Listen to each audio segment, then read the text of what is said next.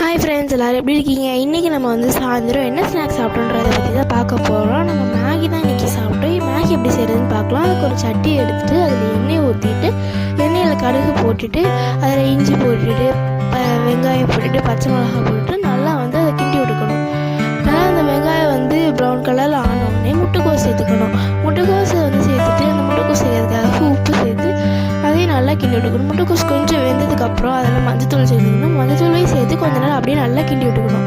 நல்லா கிண்டி விட்டதுக்கப்புறமா தக்காளி சேர்த்துக்கணும். தக்காளி வேகிற அளவுக்கு நல்லா கிண்டி விட்டுக்கணும். அது கொஞ்சம் வெந்த உடனே நீங்கள் எத்தனை பேக்கெட் மேகி எடுத்துருக்கீங்களோ அந்த மேகி மசாலாவை எடுத்து அதெல்லாம் சேர்த்துக்கணும். அந்த மேகி மசாலா சேர்த்துட்டு அதையும் நல்லா கிண்டி விட்டுக்கணும். அதுக்கப்புறம் உங்களுக்கு எவ்வளோ தண்ணி வேணுமோ அவ்வளோ தண்ணி ஊற்றிட்டு அதில் மேகியை போட்டு கொஞ்சம் நேரம் மூடி வச்சு வேக வச்சு எடுத்தோம்னா மேகி ரெடி ஆயிடும். அதுக்கப்புறம் உங்கள் இஷ்டப்படி உங்களுக்கு பிளேட்டில் போட்டு சாப்பிட்லாம்.